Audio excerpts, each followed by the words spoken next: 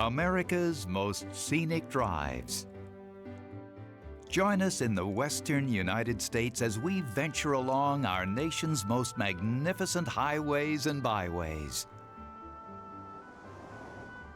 The open road beckons, and together we'll see and do it all. From the tropical paradise of Hawaii to the spectacular mountains of Washington State, and then on to the sparkling wonderland of Alaska. Along the way, you'll explore national parks that have inspired generations. Eureka, a quaint town of Victorian gingerbread houses, and even drive through towering redwood forests, all at your own pace. On this trip, you'll always be in the right place at the right time. Experience the incomparable Pacific Northwest, where wildlife roams free, and marvel at nature's wonders in the North Cascades National Park. And the adventure has only just begun. You'll discover Winthrop, Washington, where cowboys still ride into town, and cruise along the coast of wildest Alaska, where the lands are bounded by breathtaking ice fields. On this journey of a lifetime, all you need to bring is a spirit of adventure. So leave your worries behind and let us do the driving.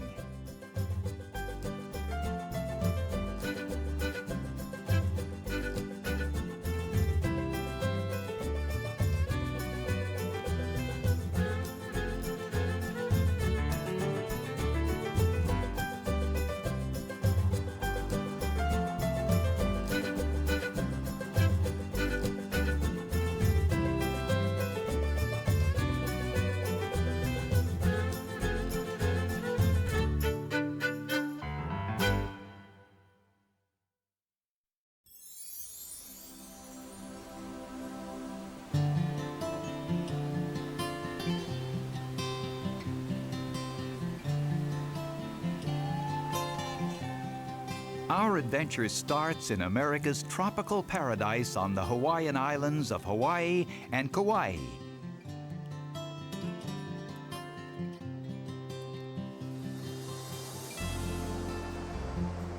The first route begins at Hawaii Volcanoes National Park and leads north around the Big Island.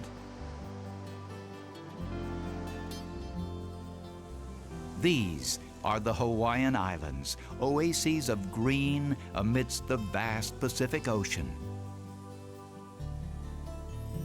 Amazingly, the beauty and splendor of the Hawaiian Islands was born in a series of violent events. This tropical paradise formed as a string of volcanoes rose from the ocean floor.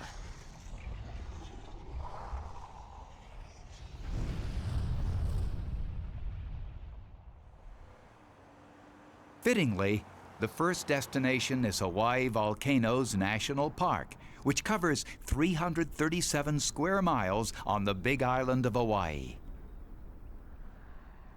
The road carries along Crater Rim Drive to the Kilauea Caldera. The Big Island is the youngest of the chain, having broken the surface of the ocean only 1 million years ago. Mount Kilauea continues to vent and erupt to this day. The awesome, destructive power of these volcanoes is made evident along Crater Rim Drive, a swath of desolation left from an eruption in 1969. But look closely, and an unlikely sight appears. Almost as soon as the nutrient-rich volcanic soil cools, life takes root.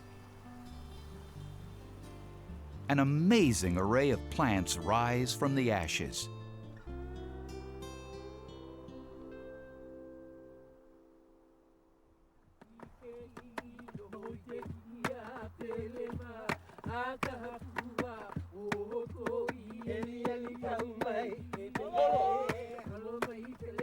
Traditional Hawaiians believe that Pele, the goddess of fire, resides in Mount Kilauea.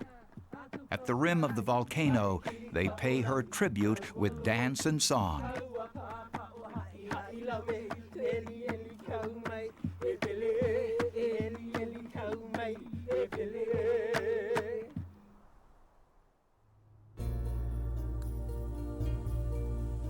From Mount Kilauea, Hawaii's Route 11 heads north.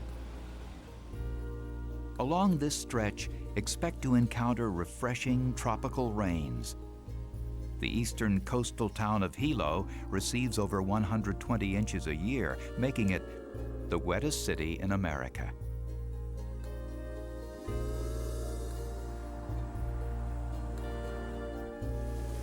Just inland, the rain also feeds Rainbow Falls.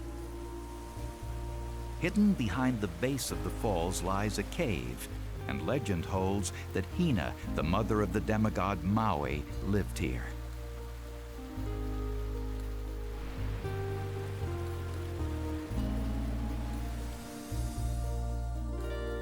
Rich soil, plenty of rain, and a tropical setting combine to make Hawaii an exotic hotbed for plant life. The striking anthurium has become one of the signature flowers of these islands.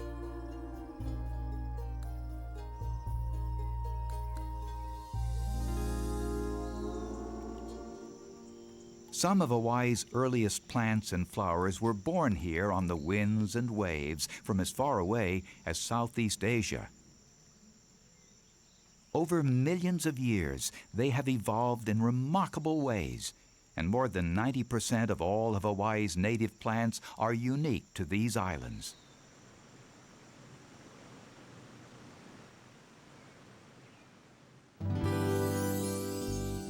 And the next leg of the trip takes us to a place so lush and green, it's known as the Garden Island, Kauai.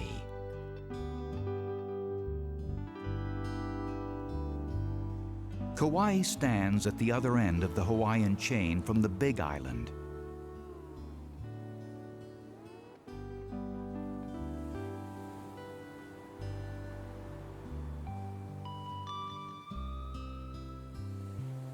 This is a realm of shady palm trees and blazing white beaches, long stretches of which are empty much of the day.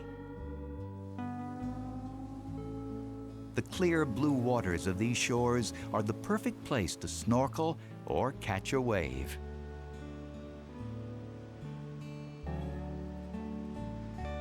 Jagged emerald cliffs and fanciful minaret-like formations are the result of volcanic activity, and the way these hills channel wind makes any sailing excursion a thrill.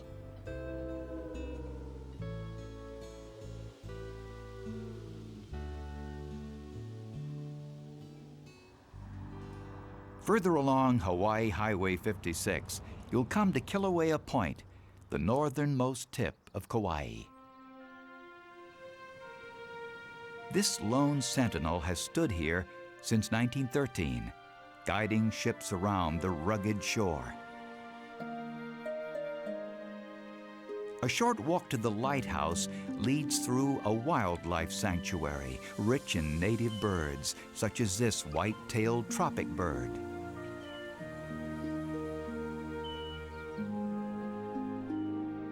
Kauai offers a diverse wealth of sights, and on the west side of the island, the startling rift called Waimea Canyon runs for 10 miles and is almost 3,600 feet deep. Millennia of wind and water have carved the canyon, but today, non-native goats are eroding these multi-hued hillsides faster than nature. On the eastern side of the island, the abundant rainfall feeds the Wailua River, the only fully navigable river in Hawaii. A quiet boat ride is a great way to explore the island's interior.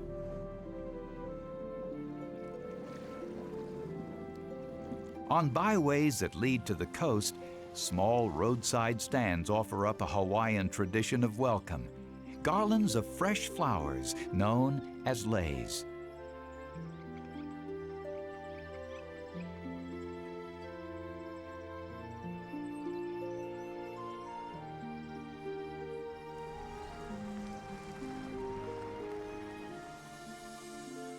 Hawaiians, a Polynesian people, first arrived here in double-hulled canoes more than 1,000 years ago. As the sun dips into the gold-dappled ocean, there's one more reason to pull off the road: a Hawaiian luau.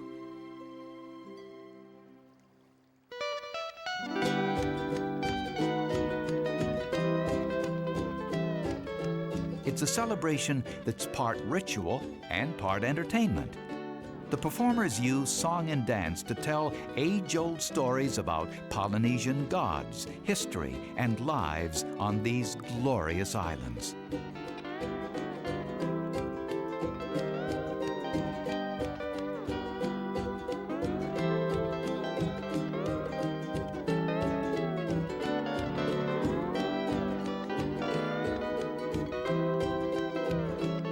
What a grand way to end this journey through America's tropical paradise.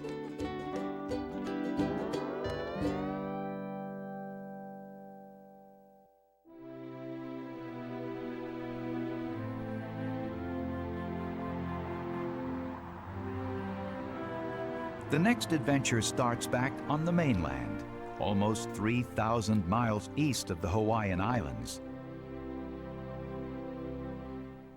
This route leads from Flagstaff in Arizona and skirts the Grand Canyon along Route 64.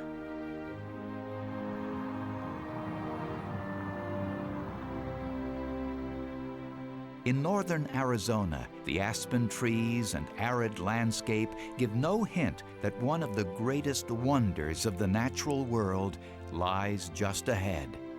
Driving closer, it's hard to catch more than a glimpse of the marvel beyond. Then, suddenly, there it is, the Grand Canyon. The park offers dozens of opportunities to pull over and behold the splendor of this place. The canyon bottom is a breathtaking drop of more than 5,000 feet and runs through the desert as far as the eye can see.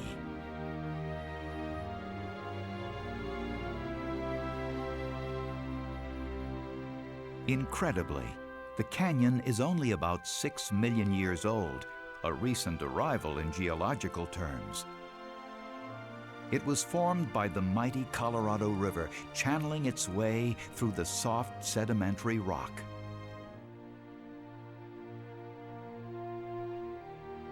Leaving the car behind, one great way to navigate the steep canyon walls is astride sure-footed mules.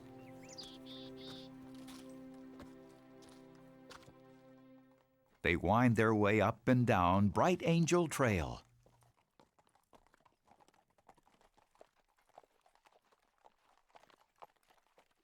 The first Europeans to see the canyon were Spaniards under the explorer Francisco Vázquez de Coronado in 1540, but it would be another 300 years before it was fully explored.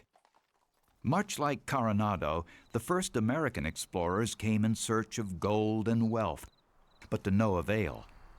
Despite over a century of prospecting, no riches have been revealed. At the bottom of the canyon, a surprise awaits. Built in 1922, Phantom Ranch still provides a welcome oasis along the trail. Guests can stay here overnight in comfortable bunkhouses and cabins.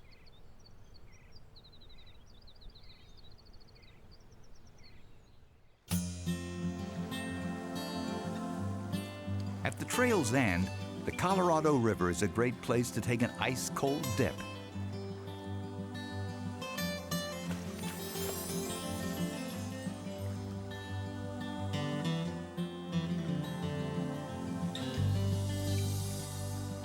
It's hard to imagine how this seemingly placid river carved through so much stone.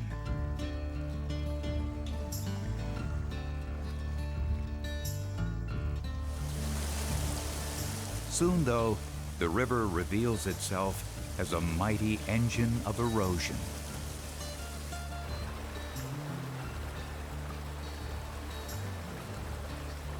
And harnessing that force makes for a wild ride. The rapids and falls of the Colorado River are a whitewater rafter's dream.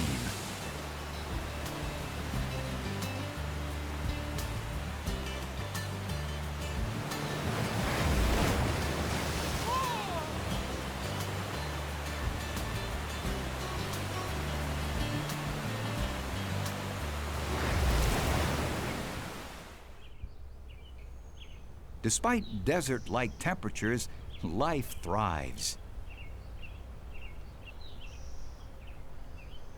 Along the riverbanks, rafters can spot great blue heron fishing the waters and bighorn sheep clambering along the steep slopes and rocky banks.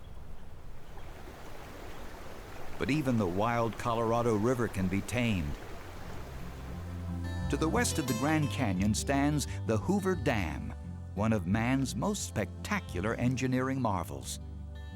The awesome power of the river is held in check by more than 6 million tons of concrete and steel. The dam's turbines supply electricity to 1.3 million people.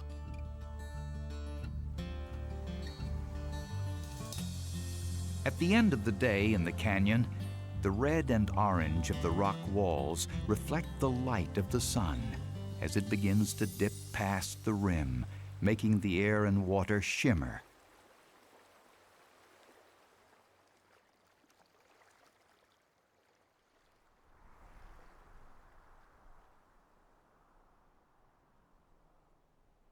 Soft hues and gentle light belie the power of this amazing place.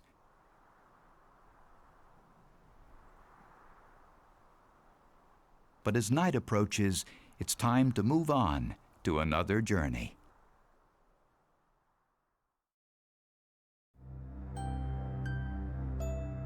Our next adventure traces the gorgeous Pacific Ocean along Big Sur and Coastal Route 1. From there, the road heads inland to the wonders of Yosemite National Park.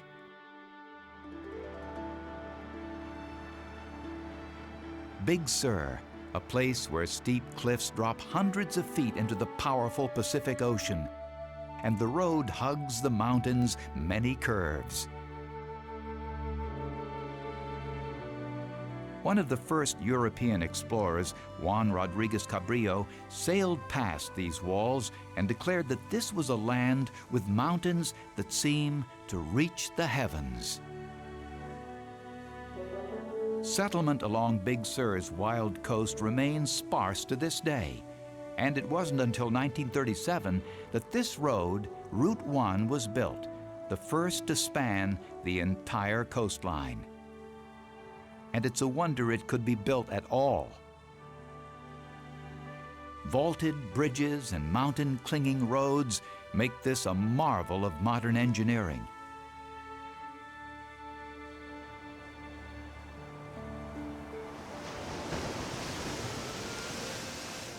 Along this coast at places like Pfeiffer Beach, the surging waves have done their own skillful carving, creating sea arches and blowholes.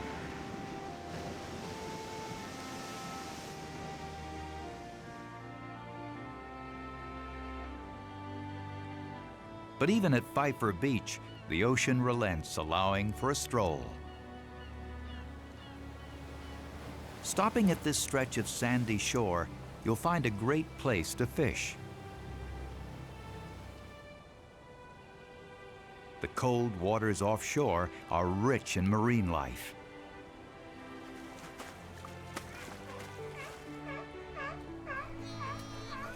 Seals, drawn here by the fish, pull up onto shore to sun themselves.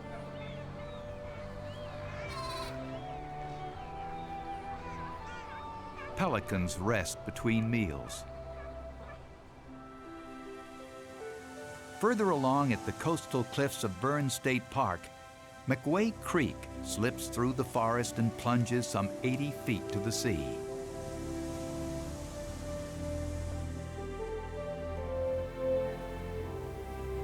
From the magnificent Pacific and the jagged cliffs of Big Sur, The road heads from Coastal Route 1 and carries northeast to the heart of the Sierra Nevada mountains.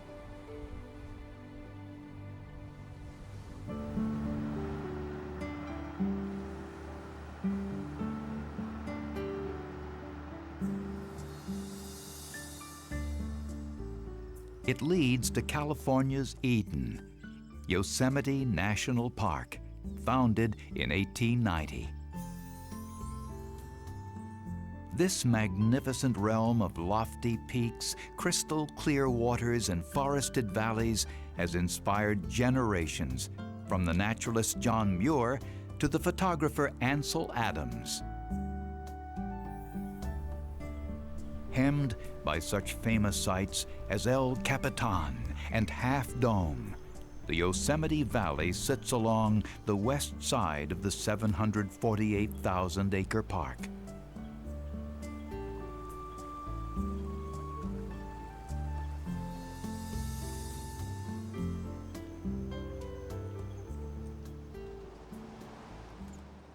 Roads wind along the valley bottom, threading between the granite peaks.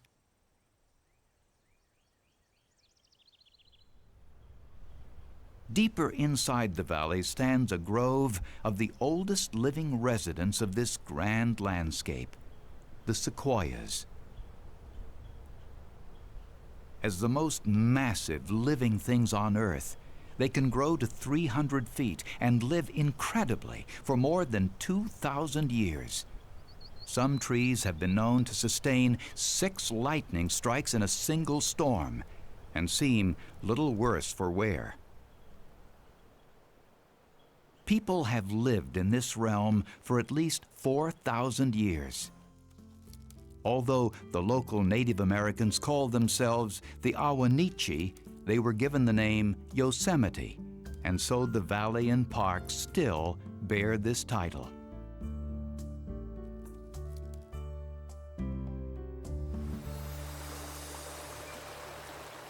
The Merced River runs through the heart of Yosemite Valley, and the pure, cold water that feeds from the Sierra Mountains above makes it the perfect habitat for trout.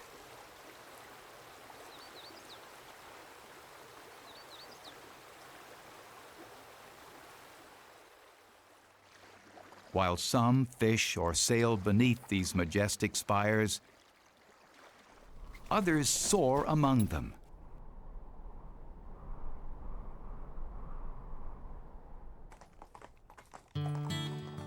But you don't have to risk life and limb to explore the park. Yosemite's trails draw visitors along some of the best riding and hiking paths in the world.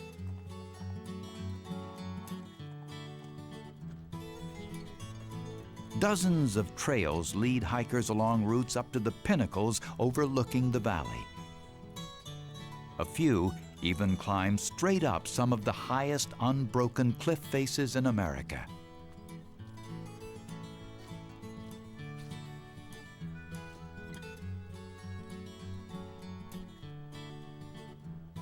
The view from on top of Half Dome opens onto a scene sculpted more than 10,000 years ago in the last ice age, when only the very tops of these mountains, some over 3,000 feet tall, remained above the ice.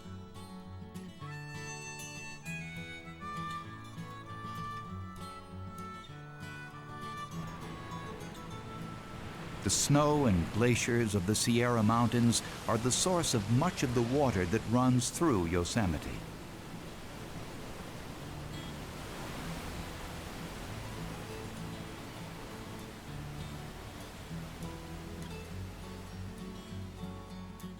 The park consists of far more than its famous valley. An excursion into the Sierra Mountains beyond is rewarded by views of vast, open landscapes.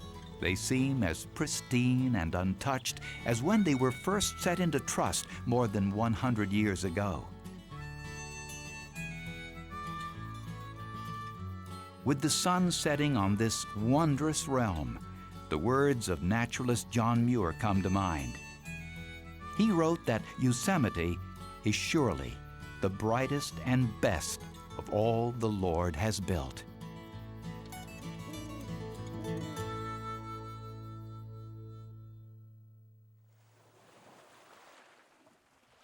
The next stop on our journey starts on the California coast, 280 miles north of San Francisco at Eureka, and carries into Redwood National Park, then ends at Oregon's Crater Lake. This drive begins in the charming town of Eureka in Northern California. Named by an early pioneer in ancient Greek, Eureka means, "I have found it." Eureka is still an inviting hamlet to discover for yourself. As you pass along its roads, you'll find that more Victorian-style structures stand here than in any other American town its size. This was once a raucous frontier town, but today, Eureka and nearby towns are far more sedate, almost storybook.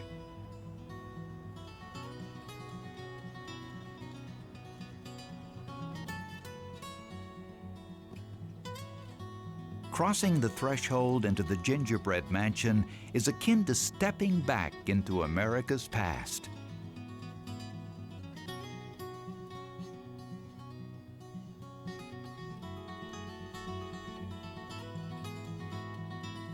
It seems little can match late 19th century craftsmanship and attention to detail.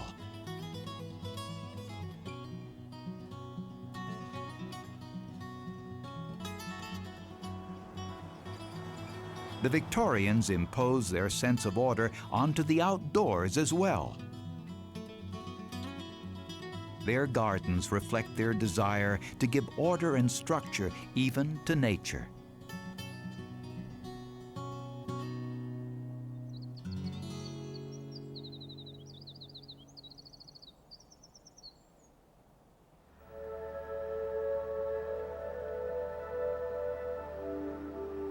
But a land that has never been tamed awaits just outside of Eureka along Route 101.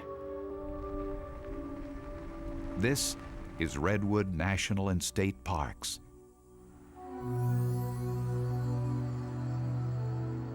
Only an hour from Eureka, it could be an entirely different world, one inhabited by giants.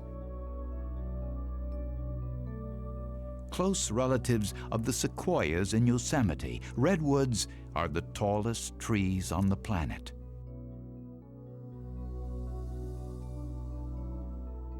Some grow higher than the Statue of Liberty, Goliaths that may have taken root just as the first biblical accounts of the birth of Jesus were being recorded.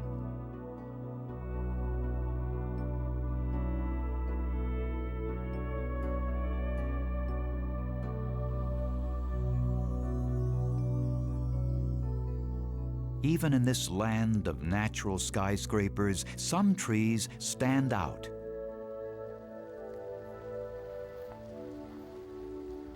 A few are so massive, we can comfortably drive through tunnels carved from their living trunks.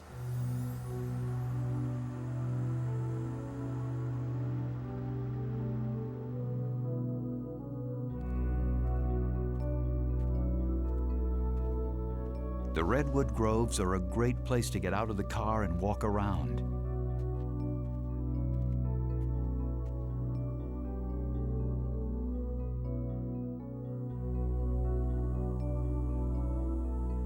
Since 1968, this thin coastal strip of California has been off limits to loggers.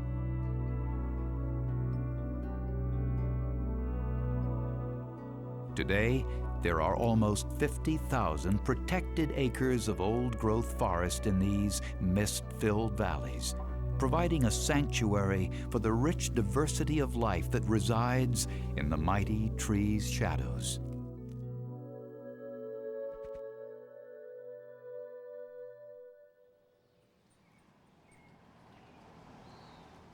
Just outside of the park stands the little town of Crescent City, where the redwoods meet the sea. This is Battery Point Lighthouse. During high tides, the sea cuts Battery Point off from the mainland, and for a few hours each day, it becomes an island. From Crescent City, Route 101 leads north and east towards Oregon and Crater Lake. This peaceful setting belies the explosive event that formed this landscape.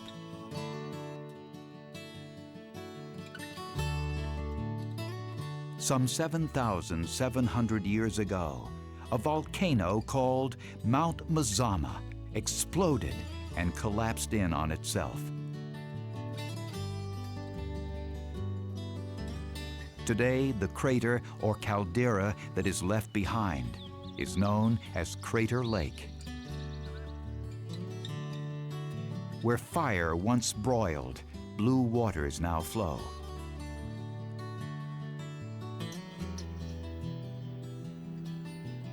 This is the deepest lake in all of the United States, reaching depths of almost 2,000 feet. Despite their otherworldly names, Phantom, Ship, and Wizard Island make for popular boating destinations.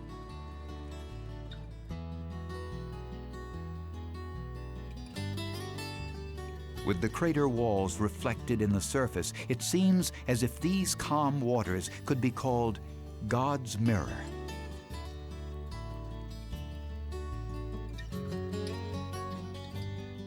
And it is the perfect home for birds, such as this gray jay.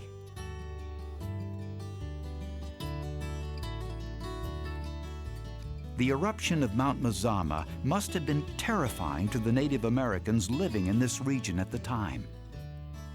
Their legends tell of how the gods of the underworld and skies battled at this site.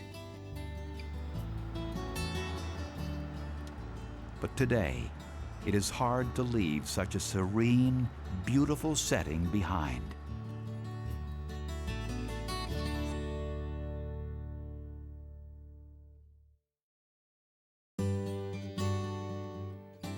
The next adventure begins just southeast of Seattle, Washington, at majestic Mount Rainier, and leads to the incomparable Olympic National Park.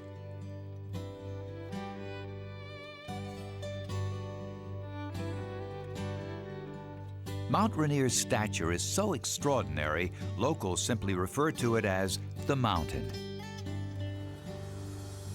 Dormant for now, this volcanic peak stands at the heart of Mount Rainier National Park, a singular refuge for the Pacific Northwest's diverse plants and wildlife.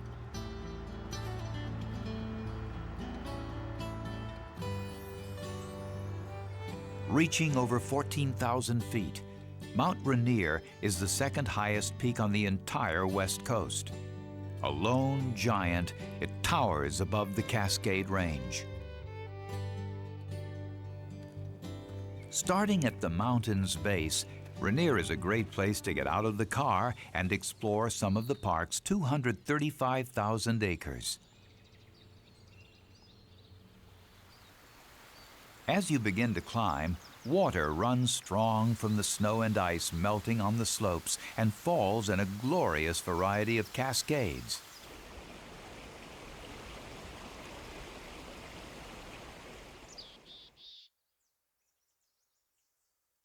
The Park Service has cut trails that rise past ponds toward the mountain and into subalpine meadows tinged by a bounty of wildflowers.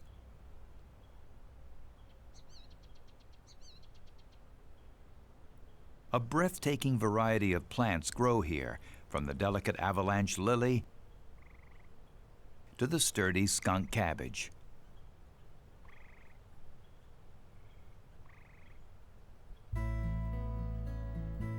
Climbing higher, there are fewer hikers, but some of nature's creatures do appear.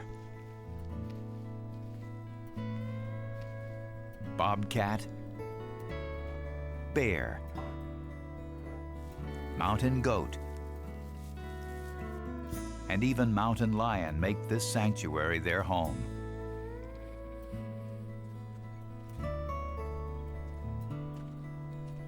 Right up to the edge of Rainier's glaciers, flowers and animals flourish, taking advantage of the brief, warm months of summer.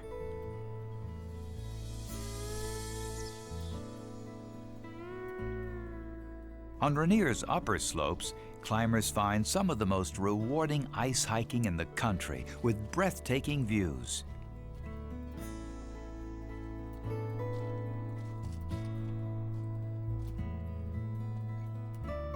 Flanked by more than 25 glaciers, Mount Rainier is capped with a greater volume of snow and ice than any other peak in the continental U.S. In all seasons, a host of heavenly clouds swirl around this unyielding peak. It's easy to see why Native Americans called this place the mountain that was God.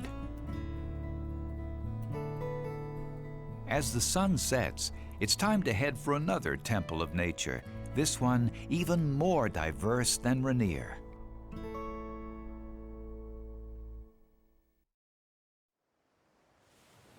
Many scenic drives provide incredible vistas, but few can match the combination of ocean and rainforest found in Washington's Olympic Peninsula and its national park. This leg of our trip begins on Rialto Beach, where our nation edges the Pacific. Surrounded on three sides by water, the Olympic Peninsula is a wondrous realm of rain, sea spray, and mist. Fog shrouds James Island, and waves carve out this formation called Hole in the Wall.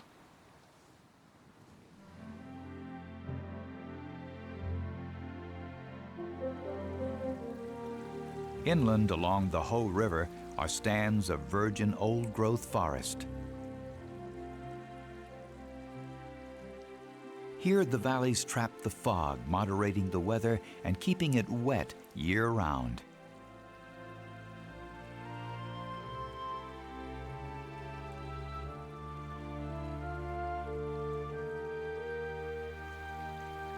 With as much as 142 inches of rainfall each year, this part of the Olympic Peninsula is a temperate rainforest, a fantasy land of fragile ferns and moss-covered titans.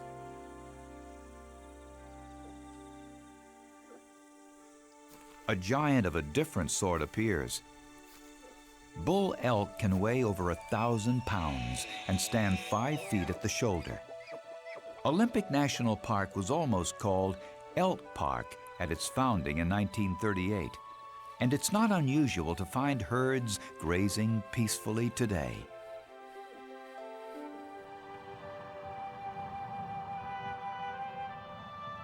Heading south, the road leads to Lake Quinault.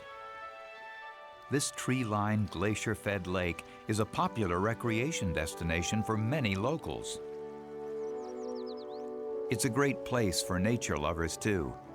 Bird watchers will likely catch sight of yellow rump warblers and juncos.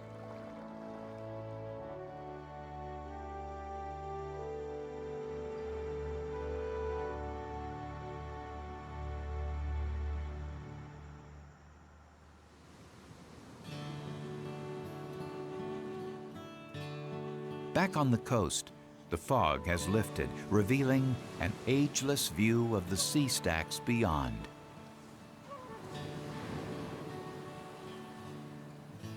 This shoreline has been home to Native Americans for at least 12,000 years.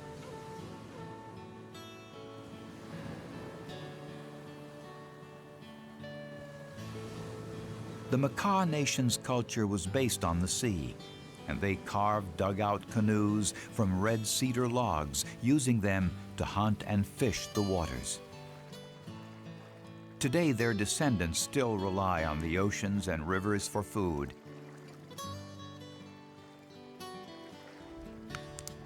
and continue to smoke salmon the old-fashioned way.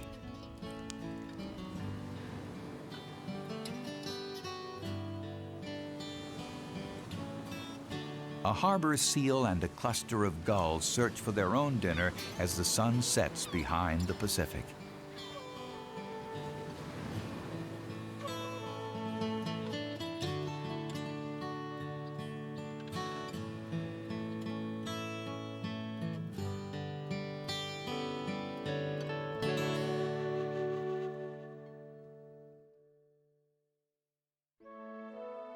Our next adventure carries us through central Washington state from the old west town of Winthrop, then west into the untamed North Cascades National Park.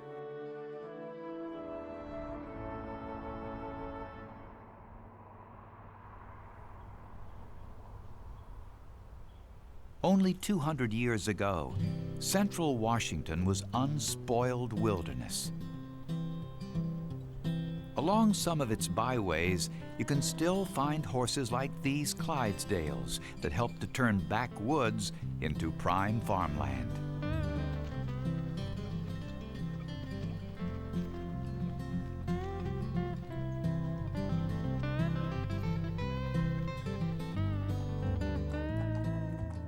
But if it's the old-time West you're seeking, Winthrop, Washington is a must-see.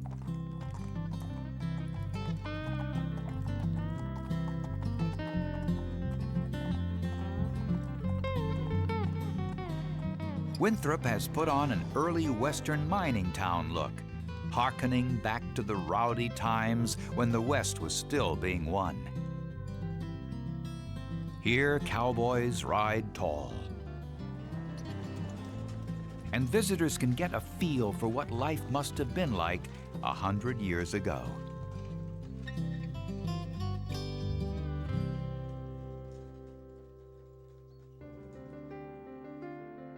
Heading west out of Winthrop, Route 20 leads into another realm where man has left few marks. On the border between Canada and Washington state lies one of our nation's greatest hidden treasures, a preserve that was set aside only in 1968. Known as the American Alps, the North Cascades National Park contains peaks that soar to frozen heights of more than 9,000 feet, as well as pine-covered valleys.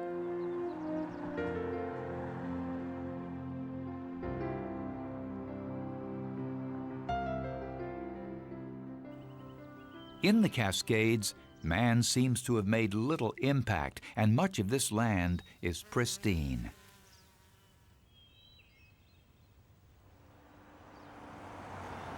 The road passes through dense, gorgeous forests. And in places, you'll literally drive through the land itself and into the heart of the Cascade Range. Here, Route 20 is known as the North Cascades Highway. It traces Diablo Lake, where a scenic overlook reveals the water's unusual green tint. Diablo Lake is fed by glacial streams, and it's a fine silt or glacial flour that gives it this hue.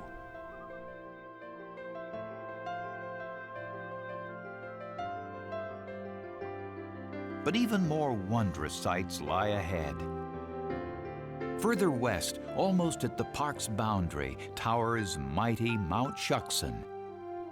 A giant at over 9,100 feet, chiseled Mount Shuksan stands out even in a range that includes peaks named Mount Triumph, Mount Despair, and Mount Terror. What a great scene to end this tour of the lower 48.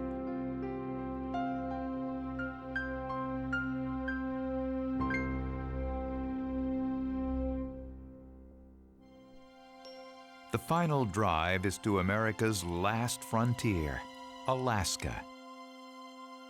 Starting in Anchorage, our route takes the Seward Highway east and south, then drives along the Sterling Highway through the Kenai Peninsula to Ninilchik. Almost from the instant you leave Anchorage on the Seward Highway, you encounter Alaska's rugged wilderness. And the road ahead leads to even greater wonders, a realm of vast mountain ranges, pure glacial streams, and endless ice fields. First, the Seward Highway traces an inlet known as Turnagain Arm, named by the famous explorer Captain Cook. Tides in this narrow channel can range almost 40 feet from high to low, and the waters race in and out. This trip through the North Star State continues along Route 1. Then into the Chugach National Forest. The road bores through the mountains and leads to Portage Lake. Here, many icebergs float on the water, calved from the mighty Portage Glacier that runs into this valley from between the mountains beyond.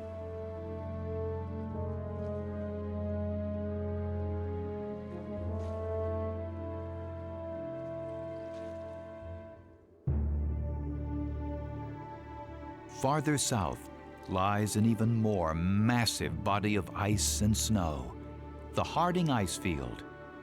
This ice field covers some 300 square miles of the peninsula's interior, a glorious frozen wonderland of stark whites and dazzling blues. Fingers of the ice field dip into the Gulf of Alaska on the east coast of the peninsula, a gorgeous setting where mountains, glaciers, and sea converge.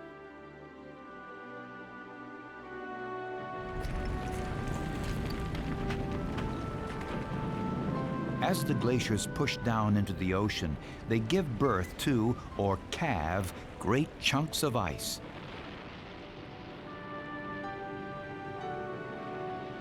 These break off and crash into the water.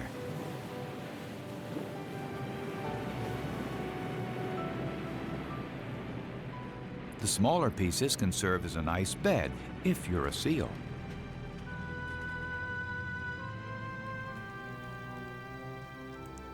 This far north, the sun barely sets in the summer.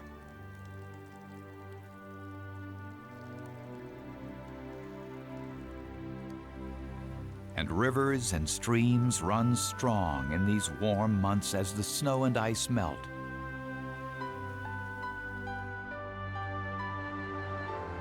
The Kenai Peninsula is famous for its salmon. In the spring and summer, salmon swim upstream from the ocean to spawn, using the gravel to build underwater nests. Amazingly, salmon return to the very same places they were hatched, somehow remembering the taste of the waters where they were born.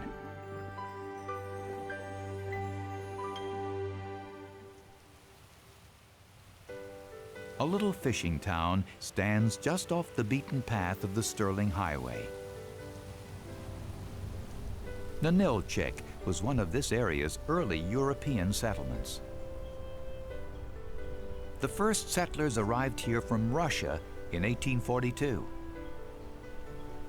Russian Orthodox services were first performed here in 1846, and this church was dedicated on its present site in 1901. Today, even though Alaska became American property in 1867, many of Ninilchik's residents, population 597, carry on the old traditions.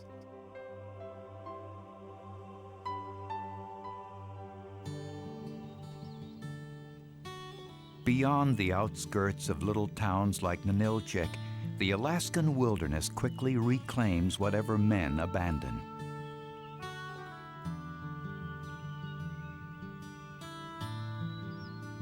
Even at the height of summer, temperatures rarely top 70 degrees here, and rain and fog often shroud the coast.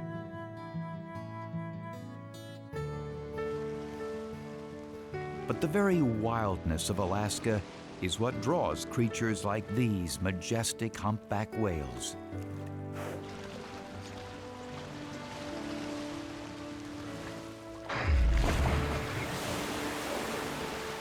They are paragons of cooperation.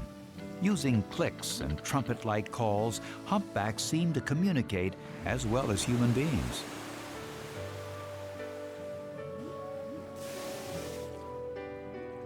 They travel in groups or pods and synchronize their movements to chase and capture krill and small fish.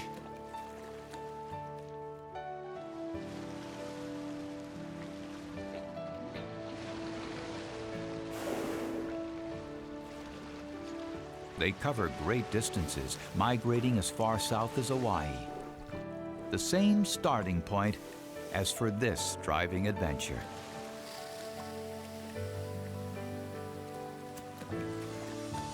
As the sun dips briefly over the horizon, a strange, fantastic light flickers, then begins to dance.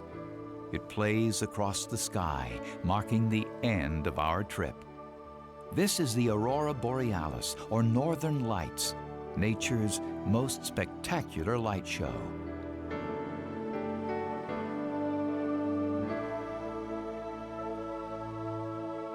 What a stirring finale to this wondrous journey along America's most scenic drives.